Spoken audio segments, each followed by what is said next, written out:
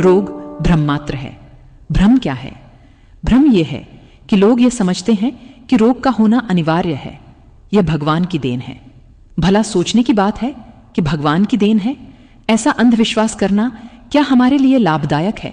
कभी नहीं। हम कितनी भूल कर बैठते हैं। धन और प्राण दोनों डॉक्टरों को देकर उनका दासत्व ग्रहण कर लेते हैं, लेकिन हम यह नहीं सोचते कि हमारे पास कितनी बड़ी शक्ति उपस्थित है जिसके द्वारा हम बड़े से बड़े रोग को भी हटा सकते हैं। यह भेद या सच्चा ज्ञान जब तक छिपा रहेगा तब तक मनुष्य रोग के ऐसे भयंकर काल से छुटकारा नहीं पा सकता। सच्चा ज्ञान मनुष्य को सब बंधनों से मुक्त कर पूर्ण स्वतंत्र कर देता है। शरीर पर मन का जो प्रभाव पड़ता है वह किसी से छिपा नहीं है।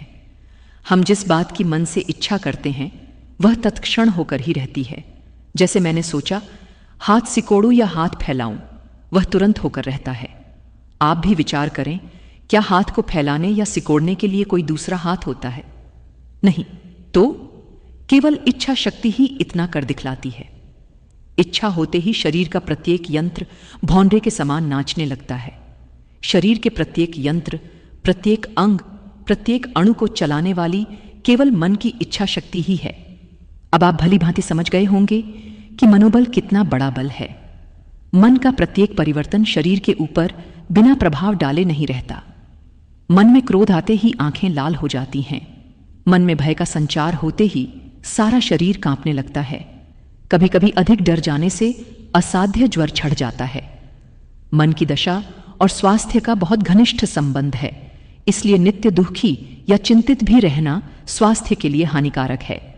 जिन लोगों पर व्याधि का वहम छड़ा रहता है वे शीघ्र बीमार पड़ जाते हैं। दुख या रोग का जितना अधिक चिंतन करोगे उतना ही अधिक सताएंगे। रोग का स्मरण ही न करो, उसे अपने पास फटकने तक न दो। स्वप्न में भी उसकी ओर न देखो, उसकी कल्पना मात्र तक न करो। अगर भूल से कोई रोग हो जाए तो संकल्प द्वारा हटाओ। मन की इच्छा शक्ति द्वारा सभी रोग हट सकते हैं।